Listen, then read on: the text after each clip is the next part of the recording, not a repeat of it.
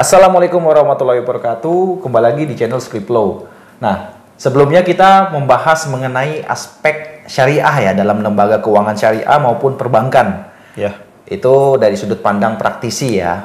Nah, Bang Alek posisi sebagai legalnya ya di bidang hukumnya ya di salah satu lembaga keuangan syariah dan sering ini ya melakukan akad ya, perjanjian ya. Ya, kalau untuk tanda tangan kontrak lah ya. Tanda tangan kontrak ya. Nah, ini tanda tangan kontrak ini umum, saya kira umum. Ya, Jadi di semua baik itu di bank syariah, bank konvensional atau di tempat lainnya memang itu sudah menjadi hal yang harus dilewati gitu. Ya. Nah itu gimana tuh dari kegiatan-kegiatan ente tuh apa aja sih sebenarnya sebagai legal ente itu? Ente udah berapa lama sih di sono? Ya, nggak lama-lama banget sih. Baru saya mah termasuk ya terbilang baru lah gitu.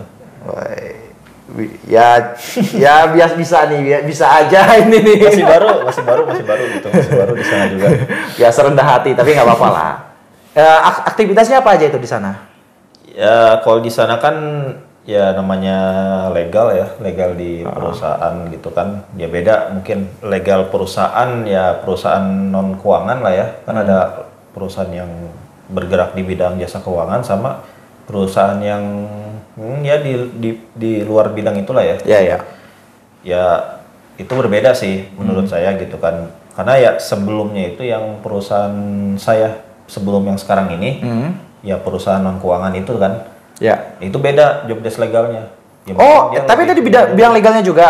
Hah? Di bidang legalnya juga sebelumnya. Aneh bukan di bidang legal waktu yang sebelumnya. Sebelumnya bukan. Aneh melihat saya melihat melihat ya tugas dari legal itu. Oh, maksudnya ngobrol sama jadi orangnya gitu kan. Menganalisis atau observasi ya gitu ya. Jadi ya sekalinya ya ngopi-ngopi lah sama dia kan. Oke. Sekedar sharing, nanya-nanya kan. Maksudnya bagus nih apa aja sih yang dikerjain di situ gitu. Maksudnya legal di itu tuh apa sih? Dan ya menurut saya dia lebih kompleks mungkin ya. Maksudnya pekerjaan legalnya itu memang benar-benar ya dia menyelesaikan case gitu, maksudnya dia sampai ke pengadilan gitu kan. Ya di sisi lain memang harus punya ya sertifikat itu ya, sertifikat beracara mungkin ya. Itu harus punya itu kayak gitu. Karena kan ya kita menyelesaikan case itu ya istilahnya kita sampai kepada pengadilan lah. Pengadilan gitu. ya. Dan itu pengadilan itu nggak semua orang kan bisa kan ya. Iya. Harus yang sudah bersertifikat lah gitu ya. Kalau bahasa kita tuh yang punya basnya berita acara sumpah dan juga KTA, advokat lah ya. Advokat gitu dan harus sudah punya itu gitu kan. Nah, seperti itu. Nah, kalau misalkan di legal perbankan sebenarnya ya legal perbankan itu ada pembagiannya lagi. Oke. Jadi legal ini tuh di mana sih penempatannya? Legal ini untuk apa sih? Untuk apa gitu. Maksudnya legalnya di situ tuh ada bagiannya lagi. Nah, kalau ente sendiri di mana tuh? Ya kalau anda masih bawah mungkin ya. Wah, ini bisa aja dari tadi. Masih di bawah gitu kan ya. Nah, itu beda lagi kalau misalkan penyelesaian kasus dari semisal adanya wan prestasi gitu kan ya, itu beda lagi. Beda lagi. Menyelesaikannya gitu. Beda lagi. Beda halnya kalau misalkan staffnya mungkin ya, staffnya itu ya hanya sebagai pembantunya lah, pembantu legal yang ada di kantor pusat mungkin ya. Jadi kan nggak mungkin ya satu perusahaan itu cabang-cabangnya di-handle oleh satu orang legal kan nggak mungkin. Oh iya dong. Iya banyak dong soal gitu. Banyak. Iya, kadang belum lagi cabangnya ada berapa gitu kan ya. Belum lagi ada di daerah-daerah mana gitu kan ya. Iya. Gitu. Nah, jadi dari stafnya itulah yang ditempatkan di cabang-cabang itu untuk membantu gitu, membantu kepada legal yang ada di pusat itu tadi gitu. Jadi bisa memonitoring gitu. Jadi memonitoringnya, berkomunikasinya kepada stafnya ini gitu. Apa sih yang terjadi di lapangan di kantor cabang itu? Nah, itu nanti kita berkoordinasi lagi itu kan. Oh, seperti istilahnya report lah ya, report kejadian itu seperti apa, berita acaranya seperti apa. Oke. Terus nah, kemudian dan biasanya kalau di legal cabang itu ya selain kita yang mengakadkan gitu ya, dalam artian ya kita sebelum tanda tangan kontrak itu ya kita buat dulu nih drafting akadnya itu. Nah, drafting akadnya ini kan kita nggak semena-mena kita yang bikin sendiri gitu kan, ya enggak gitu. Itu sudah melalui kajian terlebih dahulu. Oh iya, gitu. pasti. Oke. Isinya itu apa-apa aja, poin-poinnya itu apa-apa aja gitu kan. Itu harus matang gitu ya, sebelum memang benar-benar disebarluaskan lah kepada para stafnya itu gitu. Jadi harus dikaji terlebih dahulu gitu kan. Nah, kemudian yang staf legal cabang ini dia membuat draft tersebut gitu ya. Dalam artian ya memang sudah ada template-nya gitu ya. Template-nya itu tadi kalau misalkan sudah dikaji terlebih dahulu gitu kan. Nah, kemudian setelah dibuat, setelah dicocokkan lah ya dengan identitas nama nasabahnya tersebut, barulah kita dengan nasabahnya itu bertanda tangan. Bertanda tangan. Jadi bertanda tangan sebelumnya kita menjelaskan terlebih dahulu, gitu kan ya. Menjelaskan ya apa saja yang ada di situ dan itu harus dibacakan gitu. Nah, harus dibacakan sehingga memang jelas. Kalau saya biasanya gitu ya. Kalau saya biasanya menjelaskan dahulu nih bahwa seperti ini berikut nominalnya nominal uangnya itu berapa, yang diterima itu berapa, bagi hasil bank itu berapa, kemudian pembayaran angsurannya berapa bulan, per bulannya itu berapa, itu harus kompleks, harus benar-benar ada bunganya apa enggak gitu ya misalnya. Terus udah gitu itu harus benar-benar dijelaskan gitu, harus terbuka gitu. Kemudian kalau misalkan sudah nasabahnya semisal saya mau baca dulu gitu kan, boleh kita persilahkan untuk membaca, dan juga kalaupun memang misalkan mau berdiskusi dulu ataupun mau menanyakan kepada saya ataupun kepada bagian marketingnya gitu kan, silakan gitu. Jadi sebelum benar-benar ditandatangan kontrak harus benar-benar nasabah tersebut paham dulu gitu, harus paham terlebih dahulu. Nah, kemudian ketika sudah ditandatangan gitu ya, nah ya sudah berarti ketika sudah ditandatangan, nah itu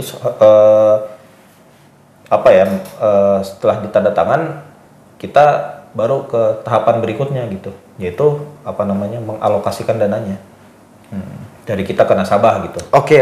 Gitu. Ya, kalau misalkan di legal itu kan ya dengan kita tanda tangan kontrak itu ya tidak seinstan itu gitu. Kita harus menyelesaikan yang namanya itu kalau di bahasa hukum itu ya adanya hak tanggungan. Itu kalau misalkan nasabah kalau ada jaminan menjaminkan tanah atau bangunan gitu kan ya, itu menggunakan hak tanggungan gitu kan. Nah, kalau misalkan kendaraan gitu kan kendaraan ataupun ya entah itu motor, mobil gitu kan ya, ya kita bisa menggunakan fidusia gitu kan ya, maupun kendaraan bergerak gitu kan, benda bergerak gitu kan, ataupun tidak bergerak. Cuman ya kalau di saya biasanya menangani fidusia itu ya benda-benda bergerak sih ya, seperti motor atau mobil gitu kan ya, fidusia. Kemudian kalau gadai kan emas gitu ya. Semisal ada nasabah yang ingin menggadaikan gitu kan, entah itu perhiasan ataupun mulia gitu kan, itu gadai gitu. Cuman ya hal-hal itu yang harus dulu diselesaikan sebelum akad gitu, sebelum ditandatangani kontrak tuh, itu yang harus dan itu menurut saya tidak bisa sih kalau untuk sehari terus langsung sehari beres gitu kan, ya agak susah sih. Bertahap ya, dan pasti punya bertahap timeline kan, nanti hari ini ngapain, besok ngapain, lusa ngapain gitu kan. Jadi itu harus soalnya ada, kita punya ya di sisi lain kita kan menganalisis dulu nih, menganalisis dokumen apa saja sih yang dibutuhkan gitu kan. Dan kemudian kita komunikasinya pun juga di berbagai pihak gitu. Apalagi kalau misalkan memang sudah melibatkan notaris mungkin. Nah, situ kan otomatis kan kita tektokannya itu ya. Maksudnya kita komunikasinya juga kan ke notaris gitu kan. Sedangkan notaris itu kan dia punya maksudnya punya porsinya sendiri gitu. Maksudnya kerjaan dia sendiri, standarnya dia itu seperti apa. Bikin akta ya. Ya, nah itu harus dipenuhi dulu gitu kan. Seperti itu. Ya, lumayan kompleks juga. Iya. Ya itu bedanya dengan praktisi bedanya praktisi dengan ini ya, dengan orang biasa nih. Kalau orang biasa ya kegiatan kami ya cuman ya koordinasi, drafting, udah selesai. Ini rinci banget yang dibahas itu, luar biasa, beda banget ini praktisi dengan yang lain nih, tapi nggak apa-apa. Itu artinya beliau ini juga mau berbagi untuk kita. Bayangkan barangkali orang ada yang mau melamar ke legal di suatu perusahaan. Nah, yang lebih menarik, susah nggak sih melamar di pekerjaan di posisi legal itu? Menurut ente sendiri ya? Legal ya? Kalau legal itu sebenarnya kan lebih ke profesi ya. Lebih ke profesi ya. Jadi memang tidak umum. Ya. Tidak umum dalam artian ya tidak semua jurusan orang itu bisa pasti diterima. bisa gitu. Iya. Jadi kan memang dia tuh ada punya standar masing-masing lah di tiap perusahaan gitu kan. Kualifikasinya lah. Kualifikasi masing-masing gitu kan. Ada yang memang dia itu membutuhkan hanya sekedar sarjana hukum saja gitu kan ya, yang bertitelkan SH gitu kan. Ada juga yang emang dia bertitelkan SH dan juga memiliki sertifikat itu tadi beracara.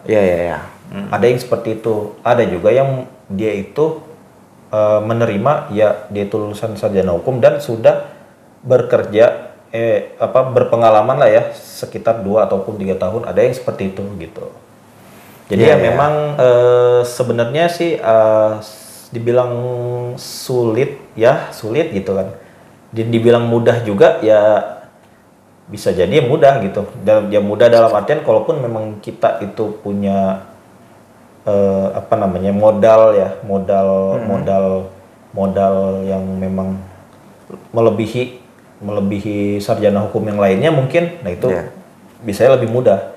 Contohnya kita misalkan punya sertifikat beracara, pengalaman kerja kita misalkan lebih dari 2 tahun gitu kan, itu pasti kan perusahaan itu ini nih yang cocok nih, dia langsung ditarik gitu. Jadi tidak pikir panjang gitu, karena dia sudah memenuhi itu tadi, kriteria itu tadi, sudah dibuktikan dengan surat itu tadi kan, surat sertifikasi itu. Jadi gitu, jadi by data aja gitu. Nah, kemarin ente ujian dulu nggak tuh masuk ke perusahaan itu? Kalau ujian pasti. Ujian pasti. Pasti. Jadi saya dulu susah nggak itu seleksinya itu waktu itu? Harus dipersiapkan sih sebenarnya. Harus dipersiapkan. Susah itu ya ketika kita tidak mempersiapkan. Jadi pas ditanya kita ngeblank, wah jawab apa ini? Wawancara juga ada kemarin pasti ya? Ada wawancara. Justru kemarin tuh saya diwawancari oleh legal corporate-nya langsung, legal pusatnya langsung gitu, dan 2 orang mungkin ya, 2 orang itu langsung. Jadi pas di wawancara gitu ya, jadi wawancaranya memang langsung kepada inti dalam hukum itu. Contoh kayak misalkan jenis pengikatan ada berapa gitu kan, hak tanggungan itu apa sih gitu kan, kemudian dalam fidusia itu apa saja sih gitu. Apa sih maksudnya hal apa aja sih yang harus yang bisa di-cut gitu kan, kayak gitu. Kemudian ya kayak misalkan, cuman kalau saya ya di hipotek, jadi kan di pengikatan secara umum itu kan ada 4 ya kalau nggak salah ya. Yang pertama itu hak tanggungan, kemudian gadai, fidusia, dan juga hipotek gitu. Cuma kalau saya hipotek tuh kurang sih, karena kan hipotek kan dia berkaitannya dengan kapal laut gitu. Pesawat juga masuk hipotek sih. Hipotek ya masuk. Ya. Nah itu saya kurang bukan jarang kurang sih, emang nggak pernah gitu ke ranah hipotek itu gitu. Ya iyalah. Belum pernah, paling ya sekitaran hukum hak tanggungan, fidusia sama gadai sih. Gadai ya. Nggak tahu banget lah gitu. Cuman pernah lah gitu. Sekali 2 kali mah gitu. Ya. Nah, berbicara mengenai jaminan-jaminan tadi tuh yang ente sebutin. Nah, itu berarti berdasarkan ini ya, apa sih, plafon ya atau apa sih bahasanya? Jaminan ya. Jaminan. Maksudnya ini secara nominal juga kan, tergantung besarannya kan. Misalnya kapan dia akan memberikan jaminan berupa gadai? Misalnya nominal sekian, terus fidusia sekian. Kalau hak tanggungan kan biasanya yang udah besar nih, nilai daripada akadnya ya atau perjanjiannya ini kan. Kalau sudah ada jaminan tanah gitu. Nah itu batasannya biasanya berapa tuh kalau di yang ente alamin ya? Sebenarnya sih batasan ya. Batasannya itu tidak terpaku dengan batasan jaminan ya. Itu tidak terpaku tidak selalu terpaku dengan plafon sih sebenarnya. Terus? Jadi ada yang memang dia itu misalkan dia itu nasabah itu minjam butuh dana sekitar 50 juta lah ya, 50 juta dan kemudian saya ada tanah nih gitu. Kira-kira bisa nggak diikat gitu? Bisa saja. Cuman kita mengikatnya ya udahlah nggak apa-apa kalau misalkan mengikatnya itu sebatas SKMAT gitu kan. Jadi tidak sampai kepada APHT gitu. Jadi SKMAT sudah cukup itu. Dan ada juga kalau misalkan mobil. Maksudnya ini pembiayaan mobil nih misalnya nih. Enggak, misalkan jaminannya mobil. Oh, jaminannya mobil. Ya. Itu apa tuh? Pembiayaan apa tuh? Misalkan jaminan mobil gitu kan. Ya, kalau misalkan saya butuh dana gitu kan ya untuk modal misalkan katakanlah 100 juta. Cuman saya punya mobil gitu. Kira-kira bisa nggak? Bisa. Jadi kita dengan apa ya? Menotarilkan ya itu tadi fidusia. Karena kalau di kita tuh kan ada BPKB-nya yang diserahkan ya. Iya. Ada yang di fidusia. Itu fidusia berarti nanti didaftarkan dong di kantor fidusia. Apanya? Jaminannya itu. Didaftarkan tergantung sih. Kalau misalkan secara internal perbankan ya secara internal aja. Jadi tidak melibatkan pihak luar. Tapi kalau misalkan misalkan ya itu tadi kan pembiayaannya itu sudah besar, katakanlah 100 juta atau berapa gitu kan. Itu kan tidak kita kan ya beresiko lah kalau misalkan di internal saja tanpa diikat gitu kan. Jadi kan kalau misalkan diikat itu kan dia punya kekuatan hukum yang berbeda gitu. Kalau misalkan kita notarilkan lah gitu ya fidusia tersebut gitu kan ya otomatis kan ini sudah diikat gitu, maksudnya terikat secara notaril gitu. Nah itu berbeda hukumnya soal kalau misalkan notaril itu maksudnya ini didaftarkan di kantor fidusia gitu. Dengan notaris gitu. Jadi diikat secara notaril, diikat secara dengan notaris itu tadi. Oh iya. Oh, oke. Jadi kan ya menarik ya. Jadi kan memang perjanjian itu ada akta otentik, ada akta di bawah tangan kan. Itu kalau secara umumnya seperti itu. Oke, berarti kan semua ada ikatannya masing-masing ya. Kalau nominal-nominalnya yang masih berapa gitu kan, kecil, jutaan, belum sampai puluhan. Ya itu mah cukup di bawah tangan ya biasanya ya. Iya, bawah tangan aja gitu. Di bawah tangan ya. Tapi kalau sudah nominalnya di atas ratusan juta, jadi itu baru yang akta otentik. Di bawah tangan pun juga dia ada ini. Jadi di bawah tangan tuh ada yang memang di bawah tangan bank saja gitu atas kuasa bank. Ada juga di bawah tangan yang memang harus di warmarking, harus dilegalisasi gitu kan. Warmarking ya. Warmarking, oke. Jadi kan bedanya warmarking dengan legalisasi dengan notaril itu kan yang pertama warmarking itu kan dia hanya dicap saja secara notaris tanpa ketika akad itu dihadiri oleh notaris. Oke. Gitu. Kalau misalkan legalisasi dia itu ya dicap notaris dan juga harus akadnya dihadiri oleh notaris. Notaris ya. Oke. Kalau misalkan notaril itu ya notaris itu membuat aktanya dan kemudian tanda tangan harus di hadapan notaris gitu. Jadi tanda tangannya itu menggunakan akta dari notaris gitu. Oke. Kalau misalkan di bawah tangan itu kan ya akta draft akadnya itu ya ini masih. Paham. Hanya dari bank saja gitu yang mengeluarkan. Berarti ini ada 4 lapis nih ya.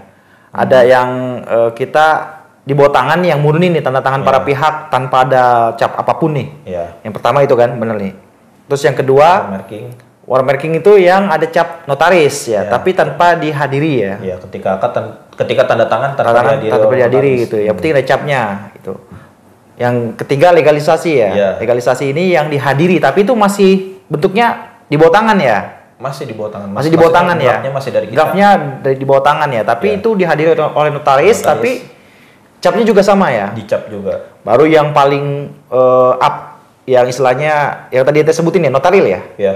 Sah lah ya, ya jenjangnya paling kuat lah gitu. Lainnya lebih kuat lah. Lebih kuat daripada lainnya itu dibuat oleh notaris ya. Dan atas nama notaris. Wah ini ilmu yang jarang ini dari bangku perkuliahan, dari materi-materi manapun. Kapan lagi kan, tapi bagus lah itu.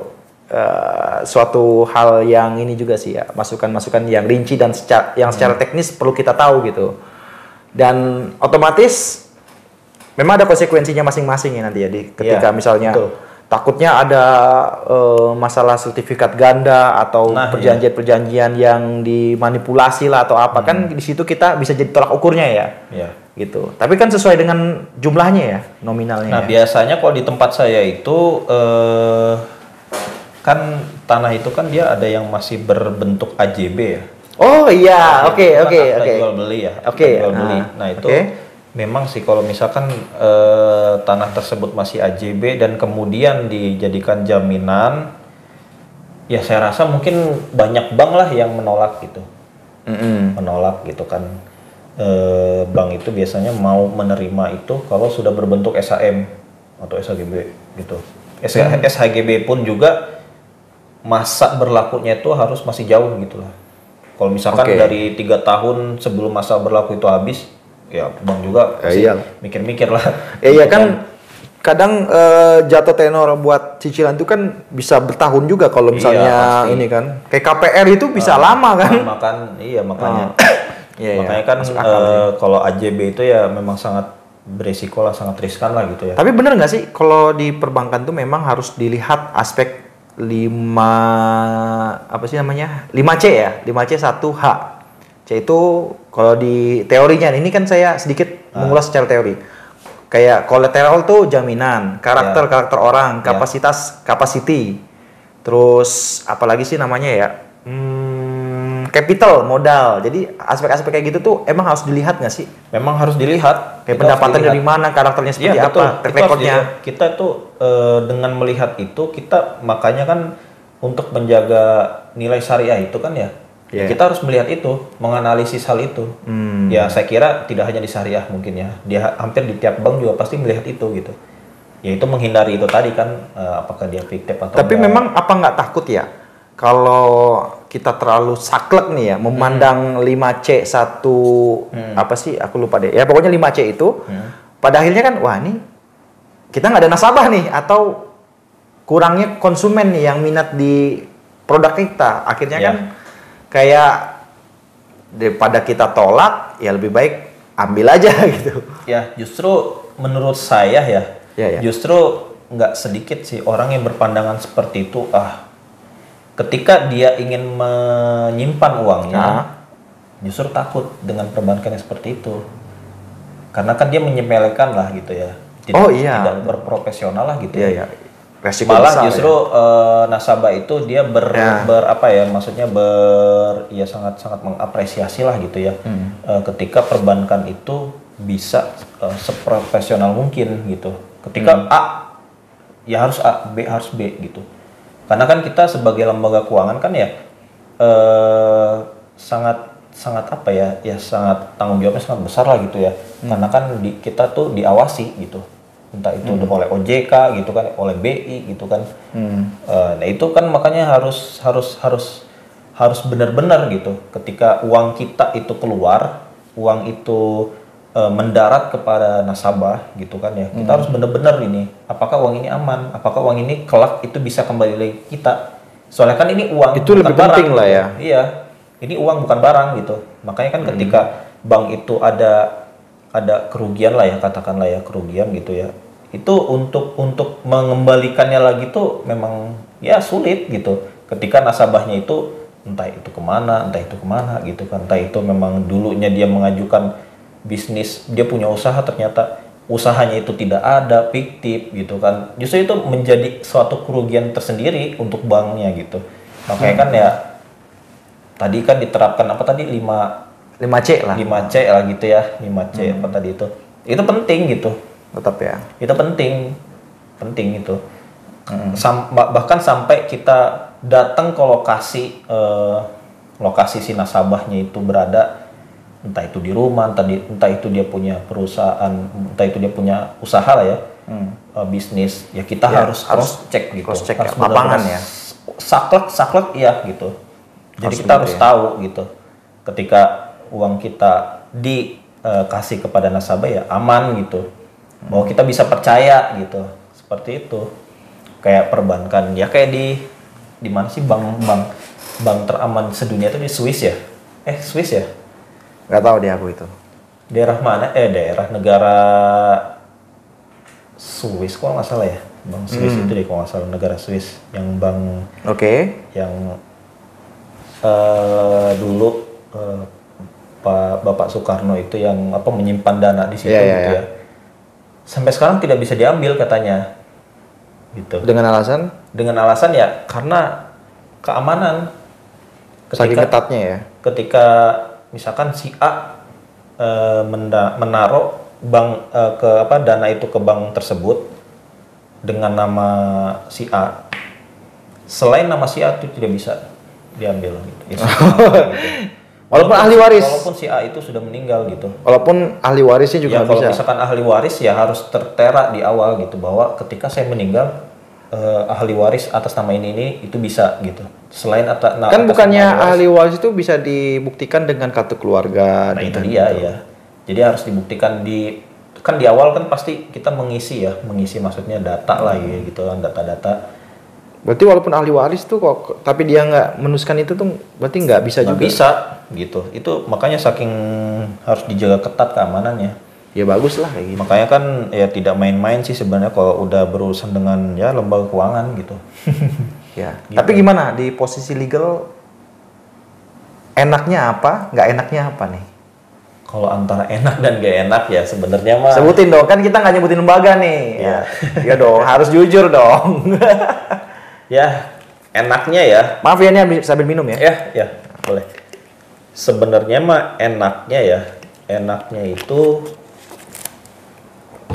apa ya? Lebih banyak gak enak ya? Lebih banyak gak enaknya?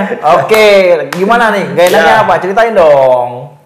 Gak enaknya seperti ini sih ya. Yang namanya legal itu kan ya orang-orang yang berurusan dengan hukum, di mana ya tidak semua orang mengerti.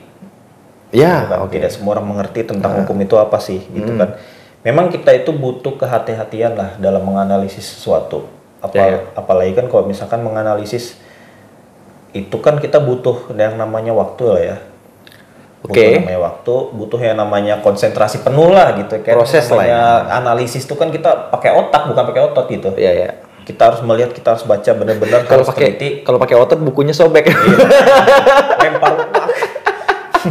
Iya, makanya kan jadi kita harus melihat dan kita juga harus benar-benar ya harus mikir juga kan seperti ini cocok atau tidak, ini tinggalnya di mana, kok di sini beda sih gitu kan, RT RW-nya sama atau enggak sih gitu kan. Oh, jadi ada miss gitu ya. Iya gitu. Jadi antara sinkron dengan data dengan ya data satu dengan data lainnya itu tuh harus sinkron gitu kan.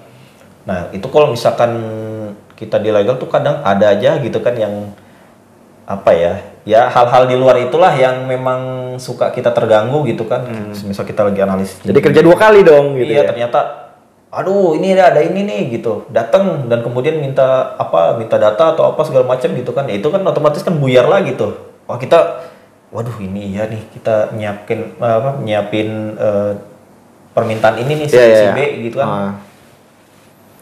Sampai mana sih tadi ini?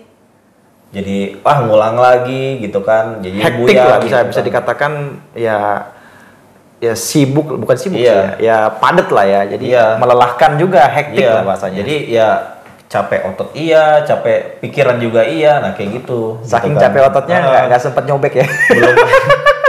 Udah capek duluan nggak bisa nyobek ya. Belum lagi kan ketika kita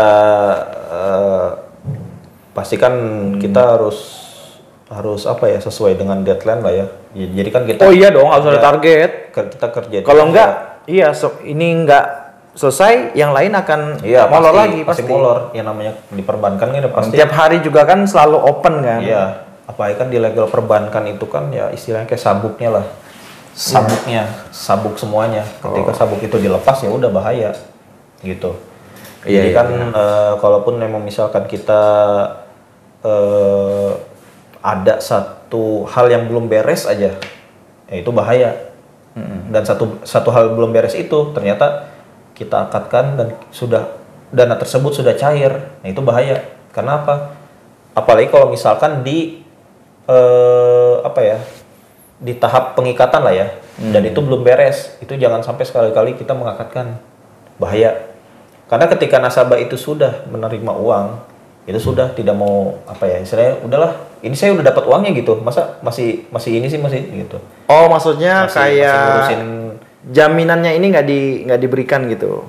jadi Lupa gitu ya? bukan lupa. Jadi misalkan kita, jadi kan akad itu kan harus dibereskan terlebih dahulu nih.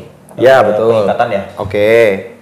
Sedangkan tahap pengikatan itu ternyata belum beres dan sudah kita akadkan gitu. Jadi pengikatan itu belum beres, tapi nasabah sudah kita akadkan. Sorry. Itu ngerti nggak? Soalnya nih kalau mungkin kalau di bahasa perbankan syariah ini kan beda lah ya. Kalau di bahasa hukum tuh mengikatkan sama akad ini sama gitu. Nah ini maksudnya pengikatan ini. Pengikatan jaminan. Oh, jaminan. Iya. Oh, artinya sebelum benar-benar sah, benar-benar bisa dijalankan, berarti jaminannya itu masih belum diberikan ya, Iya. atau misalnya lupa menyelesaikan masalah itu kali ya. Oh ya, gini, sorry. Iya. Contohnya gini aja. Ketika kita ada nasabah datang, kemudian dia itu ingin mengajukan modal lah gitu kan, seperti ini.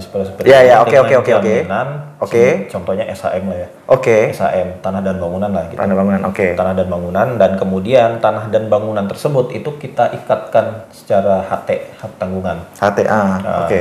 Ya katakanlah APHT lah ya. Iya. Dengan hak tanggungan tersebut kita ikat. Nah, jadi sebelum kita akadkan nasabah tersebut, kita akadkan tanda tangan kontrak dan lain sebagainya, itu tuh pengikatan jaminan harus clear dulu. Oke. Yang APHT ini harus inilah ya, harus selesai gitu. Harus. Kalau enggak nanti eksekusinya susah ya. Nah, betul. Jadi nanti adanya ya cacat hukum lah nantinya, takutnya gitu. Ketika nasabah ini one prestasi, ternyata hak tanggungan ini mau kita gugat gitu ya, aset dan aset tersebut ingin kita gugat, tapi pengikatan jaminannya itu belum clear, nah itu bahaya. Iya. Jadi nasabah itu bisa, ini maksudnya belum beres atau itu nanti pas ketika di persidangan mungkin ya, nah itu tidak bisa menjadikan ya tidak kuat lah gitulah ya, tidak kuat. Gitu. Banyak celah lah jadinya ya. Banyak celah jadinya, jadi repot sendiri akhirnya repot kan. sendiri nantinya gitu. Ya susah lagi nanti. Jadi kan salah satu contohnya ya, mungkin kalau yang contoh lain tuh kayak fidusia lupa didaftarkan atau apa, itu kan dia nggak bisa serta merta langsung misalnya nih kan BPKB nih, langsung dijualkan, dilelang kan nggak bisa itu. Yang pertama kan harus ada putusan pengadilan atau didaftarkan di kantor fidusia, itu pun juga harus ada prosedurnya. Nah kalau tanpa itu dia nggak berhak. Artinya kalau misalnya BPKB ini dijual, pihak yang menjualnya ini bisa kena penggelapan, gitu. Mau nggak mau ya benar yang ente bilang ini, maksudnya dari aspek hukum pada umumnya ya, mau nggak mau emang harus dikelirkan dulu nih pengikatannya, bahasanya ya. Iya, harus dikelirkan. Gitu. Banyak juga mungkin ya di pinjol-pinjol ya misalnya, pinjol-pinjol tanpa adanya jaminan ikatan begitu, pada akhirnya si istilahnya ya, DC ya. Nah DC-nya ini mengambil kembali barangnya, tiba-tiba langsung merampas barangnya, ya kan? Terus tiba-tiba ya menjual kayak gitu, main kekerasan dan intimidasi dan sebagainya. Itu sebenarnya udah menyalahi aturan karena nggak bisa sembarangan gitu, harus ada putusan pengadilan atau pengikatan itu di situ. Kalau nggak ya bisa dituntut banyak pasal lah istilahnya gitu. Artinya mau nggak mau tidak ada pilihan, ya otomatis kan misalnya pinjol atau perbankan lah, ini kan sama-sama lembaga keuangan. Secara hukumnya susah, terus dia mengandalkan DC ya atau debt collector lah, susah juga, orang lapangannya juga susah. Akhirnya itu dipasrahkan, udahlah gimana lagi gitu. Ya kan, itu kalau di perbankan itu gimana? Kalau di syariah sebenarnya sih kita tidak ada debt collector lah ya. Nggak ada ya. Debt collector lah, kayak misalkan orang-orang yang emang dia itu. Nah ini sekalian sekalian bahas kalau misalnya ada masalah itu gimana sih gitu. Siapa yang akan turun gitu. Nah itu bolehlah sekalian. Ya sebenarnya mah prestasi lah bahasanya ya. di kita itu biasanya ya. Cuman kalau misalkan di perbankan syariah lainnya, saya kurang tahu sih. Cuman setahu saya itu kita tidak memakai debt collector. Oke. Misalkan kayak leasing lah ya. Oh iya Leasing oke. Leasing itu kan semisal dia nyewa jasa yang mana orangnya tuh ya ada lembaganya lah mungkin ya. Yang mana perawakannya tuh gede gitu kan ya. Kalau misalkan kita didatengin tuh kayak oh ini ada apa nih. Kemudian motornya udah kita ambil gitu atau enggak datang ke kantor gitu kan. Terus Kita nggak gitu caranya. Kalau kita, jadi kita bagian kolektor emang ada sih ya kolektor. Jadi kolektor itu kan ya kolektor mah umum lah ya. Ada yang kolektor dana gitu ya. Kolektor dana ya kita menjemput dana. Kalau misalkan tabungan ada nasabah yang mau menabung gitu. Nah itu termasuk kolektor juga. Cuman kalau debt kolektor tidak ada. Kalaupun emang misalkan kayak semisal ada nasabah yang emang bermasalah ataupun macet lah ya. One prestasi, tidak one prestasi, maksudnya macet gitu ya. Kita tidak tahu nih dia one prestasi itu karena apa. Kalau misalkan dia itu terkendala dengan kondisi, misal dia itu kena PHK apa semuanya itu kita tidak bisa mengecap dia itu one prestasi gitu kan. Kita harus tahu juga. Wih, ini bedanya nih. Tapi kalau di tempat lain mah nggak mau tahu. Nah itu dia, makanya kita nggak tahu juga nih. Ya one prestasi, ya kita harus tahu dulu kenapa sebabnya gitu kan. Oke.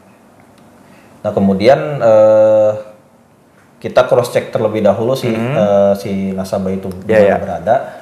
Kemudian ketika dia itu dengan alasan Pak maaf gitu, misalkan saya kena PHK gitu kan, PHK. Akhirnya dan kita memberi opsi, Anda di PHK, jadi penyelesaiannya mau seperti apa gitu kan? Itu. Jadi lebih kepada musyawarah. Ya musyawarah mufakat lah gitu kan. Memang itu sudah ada di draft akadnya gitu kan. Diselesaikan secara musyawarah mufakat. Kalau misalnya musyawarah mufakat tidak tercapai gimana tuh? Kalau tidak tercapai ya kita langsung ke pengadilan gitu. Pilihannya musyawarah itu tidak tercapai. Biasanya kan kalau di sektor perusahaan ya, apalagi syariah ya. Kalau syariah itu bukannya lebih memilih arbitrase ya? Non litigasi kan? Bisa dibilang non litigasi sih, ya, arbitrase lah ya bahasanya kan. Arbitrase. Kalau syariah kan basyarnas kan? Iya, basyarnas. Karena kalau di pengadilan itu pasti dari bank atau perusahaan akan malu nih. Nama dia akan tersiarkan nih. Bergema lah. Akhirnya gitu. Misalnya seorang nasabah menggugat PTA di pengadilan gitu. Nah ini kan jadi tercemar. Nah, kalau di basyarnas kan dia benar-benar tertutup, tidak terekspos di sosial media ataupun di berita-berita, di jurnalis juga nggak terekspos, mereka selesai dan itu sifatnya win-win solution. Apakah bukannya begitu ya? Emang di pengadilan? Ya, sebenarnya ada sih. Jadi pengadilan agama itu kan dia salah satunya yang menyelesaikan itu. Ya, bisa. Ekonomi syariah. Syariah gitu kan ya. Ya kita juga mengambil opsi yang pertama itu ya secara musyawarah. Oke. Kemudian ya Basarnas juga bisa. Dan kemudian pengadilan agama pun juga bisa gitu. Oke. Jadi pengadilan agama itu ya memang kalau misalkan sudah tidak bisa dinilah gitu ya. Maksudnya kita menggugat lah kepada nasabah tersebut gitu kan. Entah itu karena memang adanya one prestasi di situ kan. Ya kan otomatis kan kita harus harus sesuai berdasarkan dengan putusan pengadilan kan. Kalau misalkan nih mau menyita sesuatu gitu kan. Oh iya, betul. Jadi harus Oke, siap benar. Oke. Mau nggak mau kan kalau tadi yang saya bilang kan Basarnas ini arbitrase ya. Iya. Berdasarkan Undang-Undang Nomor 30 Tahun 99 memang termasuk sifatnya win-win solution. Iya. Lah ini udah nggak mau bayar, terus itu juga mediasi juga nggak mau lah. Ini kita mau Basarnas juga ngapain ya? Iya. Susah juga. Terus kita kan mungkin ini daging banget ini sebenarnya ini udah ke teknis nih. Tujuan kita tuh mau mencairkan jaminan ini. Otomatis nggak masuk dong ya arbitrase ini kan. Iya. Mau nggak mau memang satu-satunya adalah di pengadilan itu. Iya, berdasarkan persemuan pengadilan kan. Nah, iya. Oke. Ya. Lumayan ini kan nih. Kalau misalkan kalau misalkan nasabah-nasabah yang ya sekiranya tidak terlalu besar lah plafonnya gitu kan ya. Iya. contoh katakanlah sekitar 25 atau 30 biasanya kan gitu ya. Dan kemudian dia itu kena PHK gitu. Kita tidak tahu nih ke depannya seperti apa kan. Karena kan ya di zaman sekarang sih walaupun pegawai kontrak ataupun tetap ya bisa aja ya kena PHK ya. Bisa kan ya. Kita tidak tahu gitu maksudnya ke depannya itu seperti apa kan. Nah, itu biasanya kita mediasi dulu nih kepada nasabahnya, kita temui dulu. Kadang memang adalah di lapangan mungkin ya nasabah tersebut takut kepada kita, padahal kan kita sebelum kita datang ke rumah kita kontak dulu gitu. Dan kontaknya juga ya secara sopan lah gitu kan, maksudnya tidak secara toksik enggak. Takutnya nanti ada kesono ditombak lagi.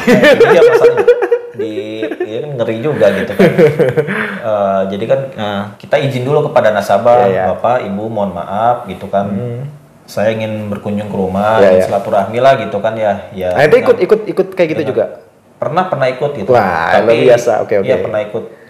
Nah, cuman ketika nasabah itu, oh iya Pak, silakan aja datang ke rumah gitu kan. Datang gitu kan ya secara sopan lah gitu kan. Assalamualaikum Pak gitu. Ini kita mau bermediasi lah seenggaknya kan. Ini sudah beberapa bulan belum bayar gitu kan. Kenapa gitu kan ya. Contoh misalkan wah saya kena PHK Pak gini. Oke, berarti bagaimana solusinya seperti apa? Contoh misalkan nasabahnya itu oh iya saya menyanggupi cuman untuk nominal sesuai dengan angsuran saya kurang menyanggupi gitu karena memang pemasukan saya kan tidak seperti itu.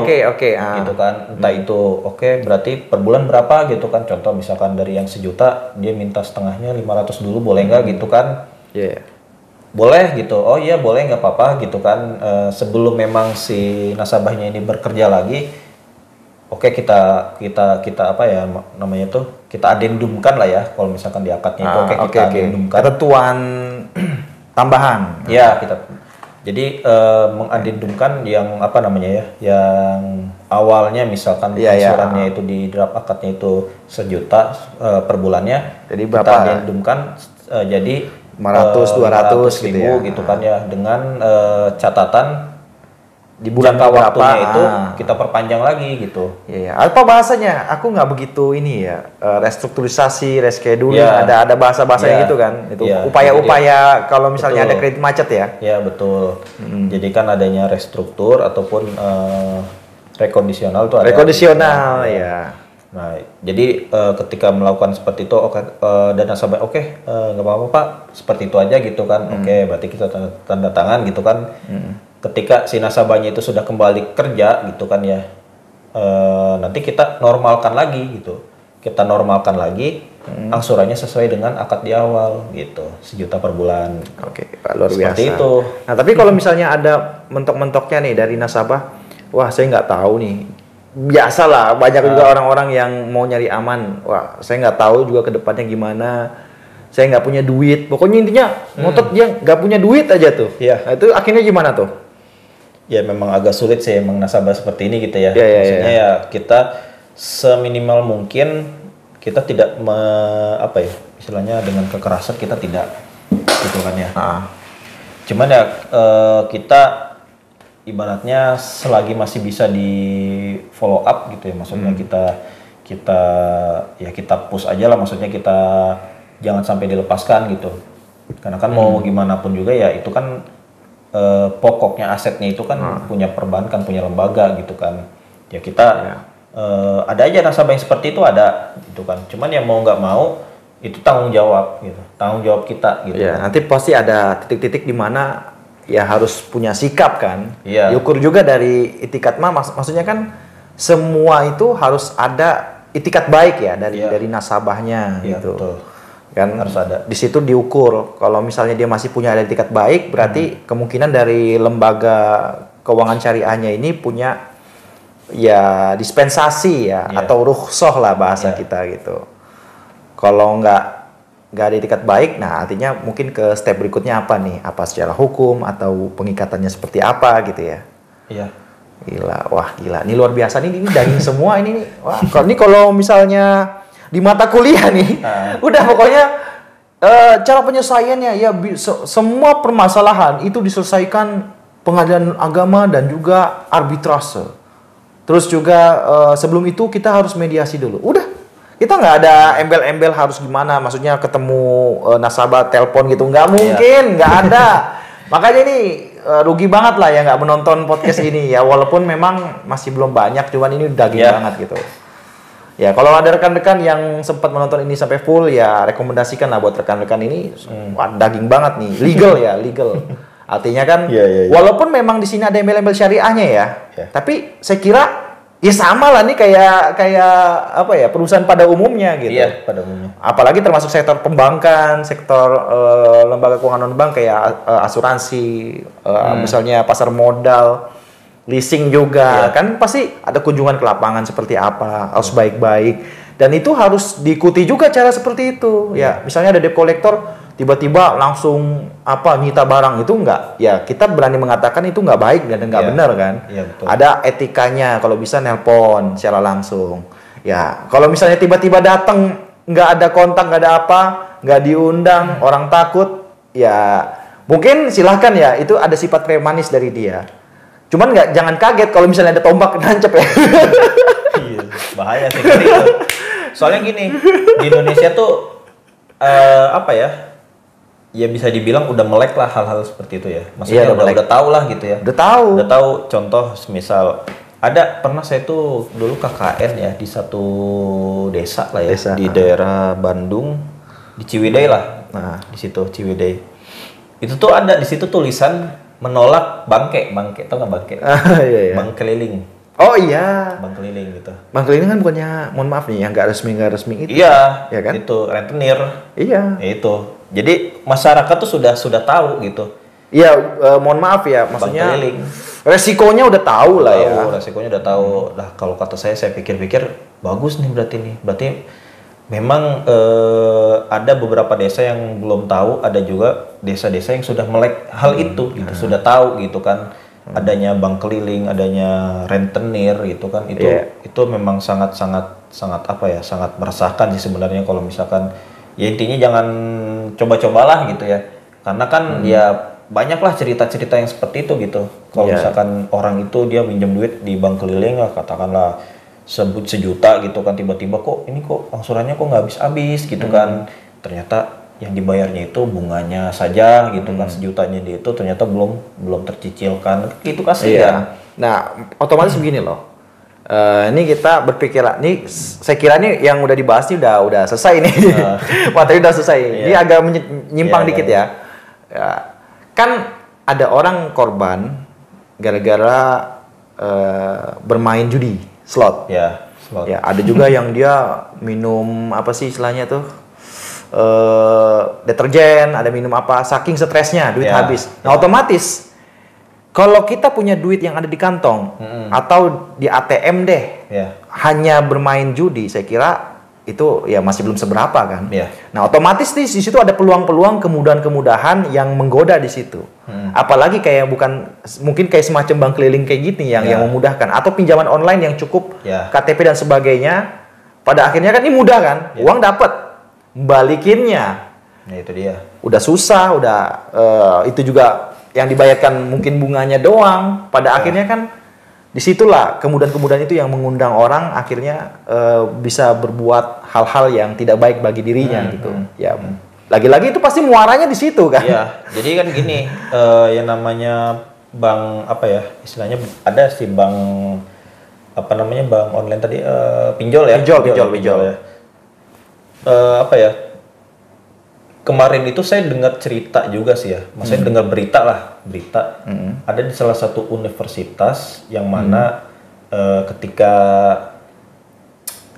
ada murid baru lah ya, maksudnya mahasiswa baru, kemudian pihak demaknya itu, dewan mahasiswanya itu, dia apa ya, karena sponsorshipnya itu pinjol ya, jadi mahasiswa yang baru itu tadi diharuskan untuk membuka akun itu. Ya, oke. Terus sebenarnya itu sangat disayangkan gitu hal seperti itu. Kenapa?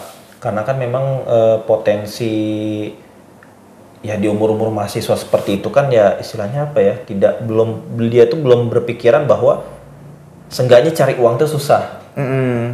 Cari uang itu susah. dan dia iya, itu iya. dengan mudahnya meminjam uang Iya, tanpa oke. memikirkan bagaimana cara Resikonya, mengembalikannya, kemudian konsekuensinya. uangnya dari mana untuk mengembalikannya, dan pada akhirnya si apa namanya mahasiswa tersebut ketika dia udah tergiur, dia punya saldo misalkan 10 juta lah gitu untuk pinjaman dan diambil katakanlah misalkan Oh, enak nih gitu kan, enak dapat nih, 5 duit. juta. Entah itu 5 jutanya dibawa kemana, dipakai untuk apa, saya tidak tahu. Bukan urusan kita. Iya, saya tidak tahu. Maksudnya 5 juta itu ya pasti kan adanya uang segar lah ya dari Iya dong. pinjaman itu. Dia tanpa memikirkan wah bagaimana nanti cara ngembaliinnya. Yang penting Gitu pakai kan. dulu lah. Pakai, ya.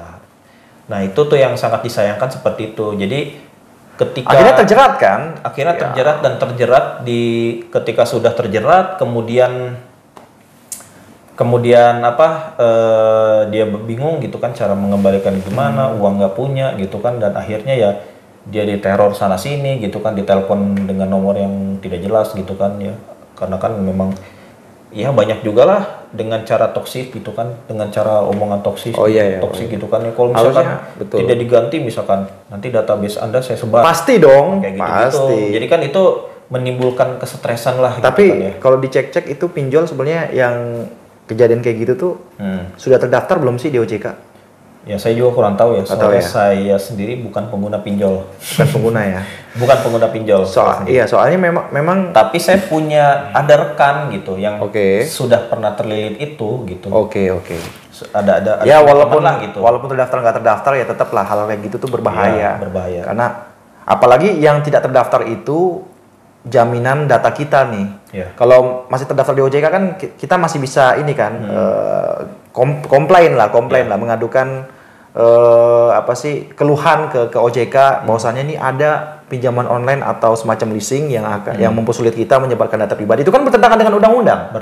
Bertentangan kan, nggak boleh kan penyebaran data pribadi, udah masuk pidana. Bahkan itu delik ancaman juga masuk itu. Delik ancaman juga masuk, ya kan? Nah itu udah jelas lah hukumnya. Cuman kan pasti mikir-mikir kan orang berbuat itu sesuai dengan kapasitasnya. Resiko itu sesuai dengan kapasitasnya. Nah, otomatis yang berani dia menyebarkan data ancaman-ancaman kayak gitu, ya pasti hal-hal yang tidak mengikat. Pasti ya kalau dugaan saya sih kebanyakan yang tidak resmi. Tidak resmi ya. Tidak resmi. Nah, ini yang bahaya. Dan pertanyaannya kok bisa lolos ya di kampusnya ya? Itu bahaya loh. Ya, cuman kalau yang di kampus saya cuman dengar berita itu sebatas ini aja sih. Maksudnya bahwa kita nggak tahu ya di dalamnya itu seperti apa. Si mahasiswa baru ini dibukakan akun pinjol itu. Iya. Cuman sampai situ aja. Cuman kan yang kalau yang tadi sampai penjabaran lebih rincinya itu. Emang kita nggak ada yang tahu sih ya. Di lapangannya mungkin seperti itu.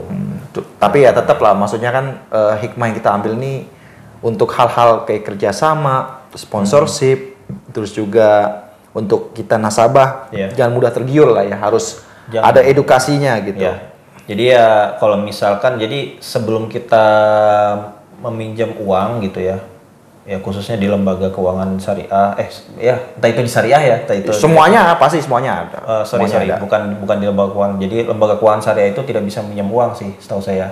Iya, yang saya bilang itu sebelumnya di kontennya kan, di konten sebelumnya kayak fintech syariah aja dia nggak bisa minjem murni begitu. Nggak bisa. Karena nggak ada keuntungan juga. Ada. Kalau dia mau minjem ya udah berarti akadnya court-nya. Iya, court hutang. Court itu ya hanya hutang saja.